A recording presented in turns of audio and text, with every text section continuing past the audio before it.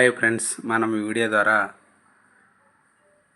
October 4వ తేదీన సాక్షి పేపర్లో వచ్చినటువంటి ప్రాచీన భాషా హోదా సంబంధించి తెలుసుకుని దాని యొక్క పూర్వపరాలు కూడా తెలుసుకోవడానికి ప్రయత్నిద్దాం. మరాఠీ, పాలి, ప్రాకృతం, అస్సామీ, బెంగాలీ భాషలకు ప్రాచీన భాషా హోదా కల్పించేందుకు కేంద్ర కేబినెట్ అంగీకరించింది. మరాఠీ, పాలి, ప్రాకృతం, అస్సామీ, బెంగాలీ భాషలకు ప్రాచీన భాషా హోదా కల్పించేందుకు కేంద్ర కేబినెట్ అంగీకరించింది. ఈ చారిత్రాత్మక నిర్ణయమని కేంద్ర సమాచార ప్రసార శాఖ మంత్రి అశ్విని వైష్ణవ్ చెప్పారు. భారతీయ భాషలకు ప్రాచీన హోదా ఇచ్చే విధానాన్ని 2004 అక్టోబర్ 12న కేంద్రం ప్రారంభించింది. ఇప్పటి వరకు తమిళం, సంస్కృతం, తెలుగు, కన్నడ, మలయాళం, ఒడియా భాషలకు ఈ హోదా లభించింది. 2004 అక్టోబర్ 12న భారతదేశపు గెజిట్లో ప్రాచీన భాషలు అనే పేరుతో కొత్త భాషా సముదాయాన్ని సృష్టిస్తున్నట్లు ప్రభుత్వం ప్రకటించింది. మొదట తమిళానికి ప్రాచీన భాషా హోదా ఇచ్చారు. 2008 అక్టోబర్ 31న తెలుగును ప్రాచీన భాషా హోదా ఇచ్చారు. 2005లో సంస్కృతం, 2008లో కన్నడం, 2013లో మలయాళం, 2014లో ఒడియా భాషలకు ప్రాచీన భాషా హోదా ఇవ్వడం జరిగింది. దేశంలో మాట్లాడే కొన్ని భాషలకు ప్రాచీన భాషా హోదాను కల్పిస్తారు. తద్వారా ఆ భాష అభివృద్ధికి కొన్ని సదుపాయాలు కల్పించబడతాయి. ఒక భాషకు ప్రాచీన హోదా కల్పించేందుకు కేంద్ర ప్రభుత్వం భాషా నిపుణుల కమిటీని ఏర్పాటు చేస్తుంది. కేంద్ర సాహిత్య అకాడమీ సలహాతో నిపుణుల కమిటీ నివేదిక ఇస్తుంది. నివేదిక ఆధారంగా ప్రాచీన భాషా హోదాను కల్పిస్తారు. ప్రాచీన భాషా హోదా ప్రాతిపదికలు. ప్రాచీన హోదా పొందాలంటే ఆ భాషకు 1000 ఏళ్లకు పైగా సాహిత్య చరిత్రతో పాటు 1500 ఏళ్ల భాషా చరిత్ర, స్వతంత్రమైందనే పేరు కావాలి. అనగా గడిచిన సుమారు 1500 సంవత్సరాల కాలం నుండే ఆ భాషలో ప్రతులు లేదా పుస్తకాలు కలిగి ఉండాలి.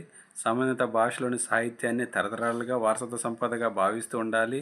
సంబంధిత భాషకు స్వంత సాహిత్య సంప్రదాయాలు ఉండాలి.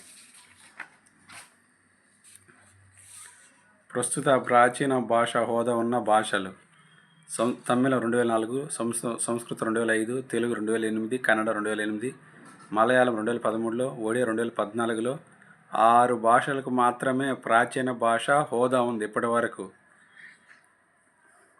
తెలుగు ప్రాచీన భాషా హోదా రావడానికి కారణం క్రీస్తు శకం 931లో నిజామాబాద్ జిల్లా బోధనకు చెందిన పంపన రచించిన ఆదిపురాణం విక్రమార్జున విజయం చూపించి మన భాషా సాహిత్యానికి 1070 సంవత్సరాల ప్రాచీన చరిత్ర ఉన్నట్లు నిరూపించారు. కరీంనగర్ జిల్లాకు చెందిన కోటిలింగాలలో లభించిన ఆధారాలు క్రీస్తుపూర్వం 2-3 శతాబ్దాలకు చెందినవనే. పెద్దపల్లి సమీపంలో ధూళికట్టలో కనుగొన్న బుద్ధుడి స్తూపం 2వ శతాబ్దానికి చెందినదని, వీటిని బట్టి మన భాషా చరిత్రకు 1500 ఏళ్లకు పైగానే చరిత్ర ఉందని నిరూపించారు.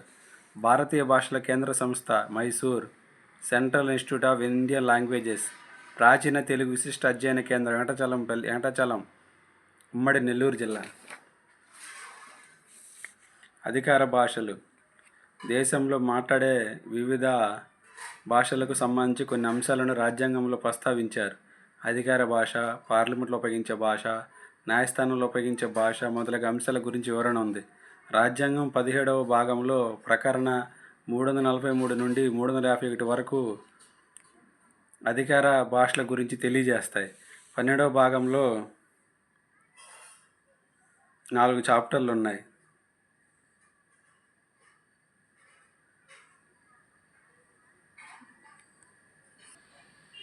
కేంద్ర అధికార భాష, ప్రాంతీయ భాష, సుప్రీంకోర్టు, హైకోర్టులో ఉపయోగించే భాష, ప్రత్యేక ఆదేశాలు. కేంద్ర అధికార భాష.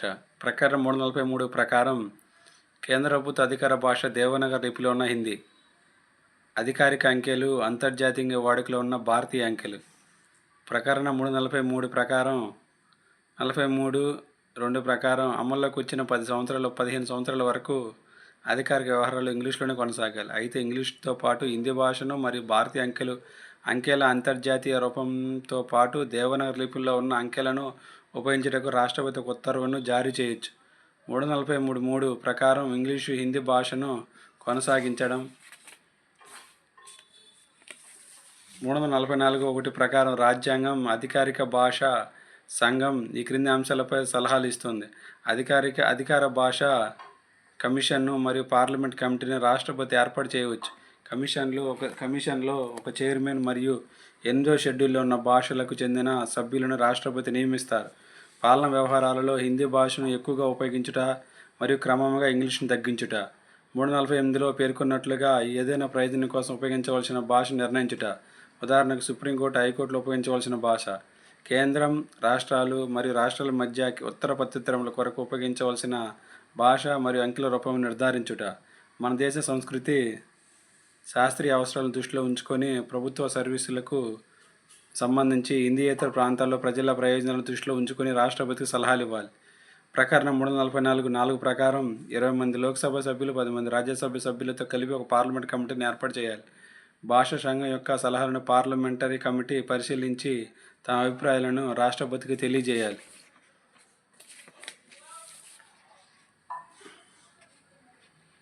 ప్రత్యేక వివరణ. 1955లో బీజికర్ అధ్యక్షతన అధికార భాష కమిషన్ నియమించారు. ఇది తన నివేదిక 1956లో సమర్పించింది. ఈ నివేదికను గోవింద్ వల్లభ్ పంత్ అధ్యక్షతన ఏర్పడిన పార్లమెంటరీ కమిటీ పరిశీలించింది. తర్వాత ఈ కమిషన్లు ఏర్పాటు కాలేదు.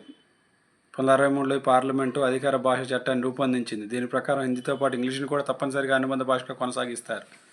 ప్రకారం 120, 210, 343, 344, 348, 349, 350, 351 కేంద్ర ప్రభుత్వ అధికార భాష విధానాన్ని తెలియజేస్తాయి. ప్రాంతీయ భాషలు. ప్రకారం 345 ప్రకారం రాష్ట్రాలు 1 లేక అంతకన్నా ఎక్కువ భాషలను లేదా హిందీని తమ అధికార భాషగా ప్రకటిస్తూ శాసనం చేయవచ్చు. ప్రకారం 346 ప్రకారం కేంద్రంలో అధికారిక వ్యవహారాలు ఏ భాషలో కొనసాగుతున్నాయో అదే భాషలో వివిధ రాష్ట్రాల మధ్య ఉత్తర ప్రత్యుత్తరాలు జరగవలెను. అయితే 2 లేక అంతకంటే ఎక్కువ రాష్ట్రములు అట్టి రాష్ట్రాల మధ్య ఉత్తర ప్రత్యుత్తరములను అధికార భాషగా హిందీయే ఉండాలని నిర్ణయించినచో హిందీ భాషను ఉపయోగించవచ్చు. 347 ప్రకారం ఏదైనా రాష్ట్రంలో ఎక్కువ సంఖ్యలో ఉన్న ప్రజలు తాము మాట్లాడే భాషను గుర్తించాలని రాష్ట్రపతిని కోరవచ్చు.